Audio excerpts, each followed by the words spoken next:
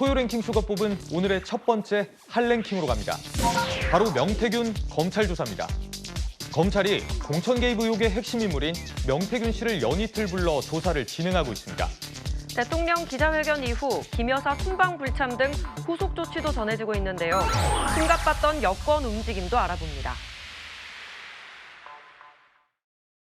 여러분들이 계속 거짓의 산을 만들고 거기에 또 거짓이 나오고 또 거짓이 나와서 저를 이렇게 만들었습니다.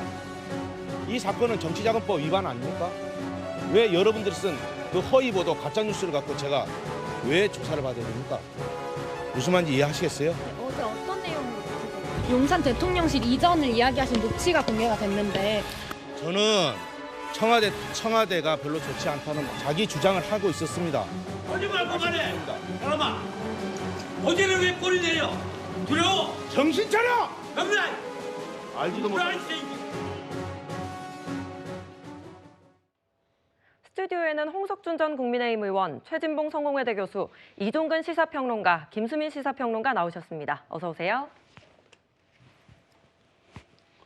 공천 개입 의혹의 핵심 당사자죠. 명태균 씨가 어제 이어 오늘 이틀 연속 검찰 조사를 받고 있습니다. 오늘 오전 10시쯤 검찰이 출석해서 준비된 입장이 있으면 말해달라는 이 취재진 질문에 작심한 듯 발언을 내놨는데요. 이종근 평론가님, 네네. 명 씨 발언 좀 어떻게 들으셨습니까? 일단 명태균 씨가 어저께는 굉장히 뭐랄까요, 자제하는 입장이었습니다. 그러니까 어떤 발언들 그리고 뭐 지금까지 자신이 논란을 일으켰던 어떤 뭐 폭로라든지 이런 부분은 굉장히 부인하는 어떤 입장이었는데 오늘은 좀 더 공격적입니다. 일단 이 모든 그런 모습들은 자신을 어떻게든 방어하겠다라는 그런 그 초점을 맞춘 것 같고요. 폭로는 하지 않되 그럼에도 불구하고 자신에게 지금 휩싸여 있는 모든 의혹에 대해서 정면으로 부정하고 굉장히 공격적으로 이제 임하겠다라는 그런 선언인 것 같고 또 오늘 이렇게 하는 건 메시지일 겁니다. 충분히 자신과 연관이 있는 사람들에게 내가 어떤 입장인지부터 취할 것이다라는 그런 메시지를 함축해서 보여주고 있다고 생각을 합니다.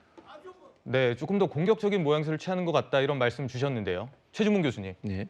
명 씨 발언 좀 어떻게 들으셨습니까? 저는 그 명태균 씨가 본인의 어떤 그 처벌을 막기 위한 여러 가지 수단을 쓰고 있다고 생각해요. 예? 지금 뭐 정치자금법 문제만 얘기하잖아요. 왜냐하면 정치자금법 문제만 가지고 본인이 빠져나갈 수 있다고 생각하나 보죠. 왜냐하면 계좌를 다 조사하는 조사관들이 왔다고 얘기하는 것도 본인은 현찰로 사실은 세비의 반을 받은 거 아닙니까? 물론 그거를 본인은 이제 빌린 돈을 받았다고 얘기를 하고 있으니까 조사가 이루어져야 되겠죠. 근데 그거 외에 더 큰 문제는 사실은 공직선거법 위반이에요. 예를 들면 공천에 개입을 했거나 아니면 여론조사를 본인이 돌려서 그걸 만약에 윤석열 후보에게 전달하고 아무 돈을 받지 않았거나 이러면 그게 문제가 되는 거거든요.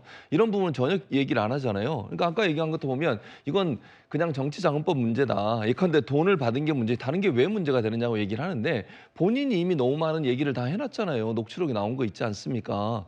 그게 있는데 또 본인은 뭐라고 그랬습니까? 자기가 입을 열면 20일 안에 탄핵도 되고 물러날 수 있다 이런 얘기까지 했었어요. 검찰을 겁박하면서. 그런 말들 다 쏟아놓고 나서 이제 와서 자기는 뭐 그거하고 관계없다고 하고 거짓을 얘기하는, 누가 거짓을 얘기하는 거죠? 본인이 한 얘기나 본인의 측근들이 한 얘기 또 본인의 목소리가 담겨있는 녹취록 가지고 사람들이 얘기하고 있는 거예요. 지금 언론도 그렇고 평론가들도 그렇고. 그런데 저렇게 언론에 대해서 마치 언론이 거짓말을 하고 있는 것처럼 얘기하는데 본인이 한 말을 되돌아보세요. 지금까지 얘기하고 폭로 안 했다고 그러는데 뭐가 폭로인지 모르겠어요. 이건 폭로 아닙니까 그러면? 대통령과 대화한 내용들이 나오고 이런 것들이 물론 본인이 폭로를 안 했다 하더라도 본인이 여러 가지 얘기를 했잖아요. 김건희 여사와 관련해서도 그렇고. 그런 부분이 있음에도 불구하고 손바닥으로 하늘을 가리는 격이다. 저는 명태균 씨의 말에 진실성이 없다고 보고요. 수사 과정에서 이거 단순히 그냥 김영선 전 의원의 공천뿐만 아니라 다른 여러 가지 관련된 정치 관련된 또 공천이나 아니면 대가성 문제 이런 문제를 다 따져봐야 된다. 그렇게 생각합니다. 네, 어제 8시간 동안 이어진 검찰 조사를 마친 뒤에도 명태균 씨 카메라 앞에서 이런 말을 했습니다. 국민의 눈과 귀를 가리는 거짓 뉴스, 허위 보도, 그 다음에 그 허위 보도를 퍼나르는 그 패널들, 그분들이 우리 시대의 십상시입니다. 언론은 국민들에게 좋은 안경을 껴야 됩니다. 여러분들이 노란 안경을 국민한테 끼면 세상은 다 노랗게 보일 거고 빨간 안경을 끼면 다 세상이 빨갛게 보일 겁니다. 이 사건은 거짓의 산이 두 개가 있습니다. 이 산들이 하나씩 조사를 받으면서 무너질 거라고 생각합니다. 네, 어제 꽤 주목을 받은 발언이었는데요. 명태균 씨, 거짓 뉴스와 패널을 우리 시대의 좀 십상시다 이렇게 지목했어요. 참 어이가 없죠. 지금 명태균 씨가 제가 이 자리에서도 몇 번씩이나 좀 이야기를 했고 그것 때문에 명태균 씨가 협박 전화까지 저한테 왔던데 예. 정확하게 명태균 씨의 있던 이야기에서 지금 이제 시작이 되었습니다. 또 일부는 또 녹취에서 시작됐고 그런데 제가 몇 가지를 계속해서 이야기를 했는데 일단 우리가 이야기를 들을 때는 전반적인 좀 상황을 좀 봐야 된다. 그리고 그때 있던 상황에서 과연 명태균 씨가 얼마만큼의 어떤 역할을 했는지 봤을 때는 저는 경선 캠프 초기부터 갔기 때문에 실질적으로 명태균 씨가 예를 들면 윤석열 대통령 부부와 매일 전화를 했다든지 또 아크로비스타에 자주 갔다든지 그런 게 완전히 거짓말이라는 걸 제가 이 자리에서도 말씀을 좀 드렸었습니다. 그렇기 때문에 사실은 우리 이제 언론이나 패널들도 단순한 어떤 그 당사자의 어떤 말만 가지고 우리가 접근해서는 곤란하다. 마치 명태균 씨 말에 따르면 제가 이 자리에서도 얘기했지만 21세기 최고 정치 컨설턴트 전략가로 제가 이 자리에 분명히 이야기를 했습니다. 그래서 지금 이제 검찰의 이제 시간이 오니까 결국은 명태균 씨가 이때까지 또 본인이 말을 굉장히 많이 바꾸었지만 경솔한 어떤 발언에서 죄송하다 하면서 이제 본인이 이제 좀 꼬리를 내리는 듯한 그런 어떤 이야기를 지금 계속하고 있으면서 또 돈에 대해서는 마치 자신 있는 그런 어떤 모습을 보이고 있는데 누구보다도 이런 어떤 국가적인 혼란을 초래하게 만든 당사자가 명태균 씨인데 본인이 이런 이야기를 할 수 있느냐 참 한심한 어떤 이야기입니다. 네, 근데 홍 전 의원님 방금 말씀 중에 명태균 씨로부터 좀 협박 전화가 왔었다는 어떤 내용입니까? 제가 2번 받았죠. 제가 3주전에도 이 방송 나가서 토요 랭킹 쇼를 열심히 보는가 봅니다. 그래서 한번 나갔을 때 예. 내가 이런 이야기를 했는데 왜 별로 이야기를 안 했다고 뭐 하느냐 그런 어떤 전화도 받고 또 다른 방송에도 그 전화 제가 했을 때 또 받은 거예요. 그러니까 지금까지 명태균 씨는 계속해서 언론의 어떤 상황이나 이런 것들 모니터링하고 있다는 어떤 그런 반증인 것이죠. 그래서 다시 한번 말씀드리지만 명태균 씨 말 한마디 한마디에 그동안 너무 많이 우리나라가 놀아나갔고 특히 민주당은 마치 그걸 근거 억조로 삼아서 지금 하고 있는데 오히려 그게 큰 후폭풍이 올 겁니다. 명태균 씨 검찰에 출석하면서 단돈 1원도 받아본 적 없다. 결백을 호소하기도 했습니다. 제가 이 한마디만 하겠습니다. 검찰이 계속 인원이 추가가 되죠. 그다음에 이제 계좌 추적팀도 왔다 그러고 뭐 돈의 흐름을 파악하면 이 사건은 금방 해결이 됩니다. 예. 그러면 왜 계좌 추적팀이 따로 왔겠습니까? 그렇지 않나요? 저는 단돈 1원도 정확하게 받아본 게 없습니다. 단돈 1원도 안 받았다, 거짓의 산이다 이런 표현이 나왔습니다.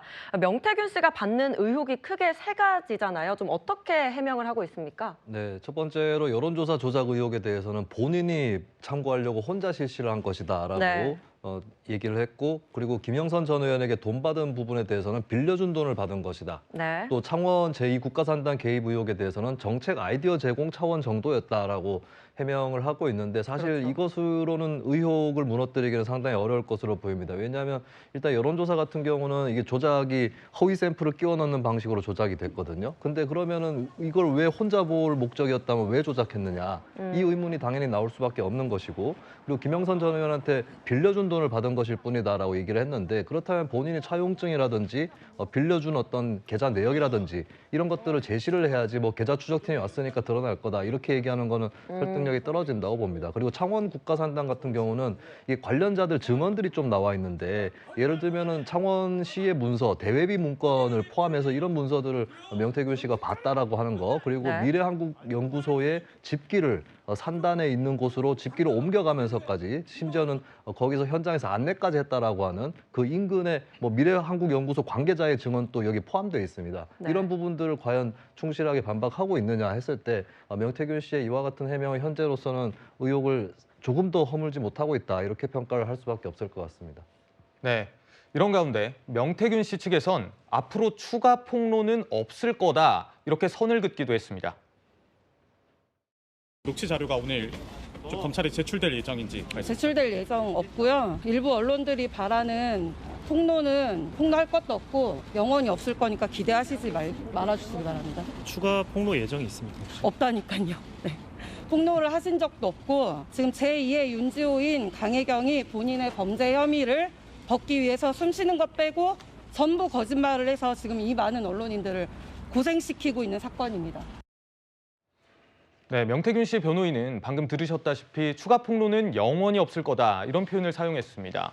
이 확정적인 메시지의 의미 좀 어떻게 읽을 수 있을까요? 자, 일단 명태균 씨가 변호인을 구하는데 굉장히 힘들었어로 예. 제가 아는 변호사한테도 지금 그 청탁이 왔다. 변호사 좀 해달라. 그런데 많은 사람들이 그 변호사인으로 지금 가는 것을 굉장히 꺼려했었거든요. 근데 이제 뒤늦게 김소연 변호사가 이제 그 의뢰를 받았습니다. 근데 김소연 변호사 입장에서 봤을 때 지금까지 의뢰인이 했던 어떤 행동들, 폭로를 기반으로 해서 무엇인가 검찰의 수사를 회피하려고 하는 태도가 과연 의뢰인에게 지금의 어떤 그런 이 변호의 입장에서는 유리할까를 판단할 수밖에 없었을 거예요. 왜냐하면 두 가지 하나는 뭐냐면 그렇다고 해서 검찰이 무슨 우리 외국처럼 딜을 할 수 있는 상황이 아니잖아요. 또 예. 국가적인 어떤 지금 전 국민적인 의혹 사건으로 이렇게 휩싸여 있기 때문에 여기서 더 이상 폭로를 운운하면서 지금 이 버티기에는 굉장히 지금 민심이 악화돼 있다. 이 두 가지를 판단했을 때 김소연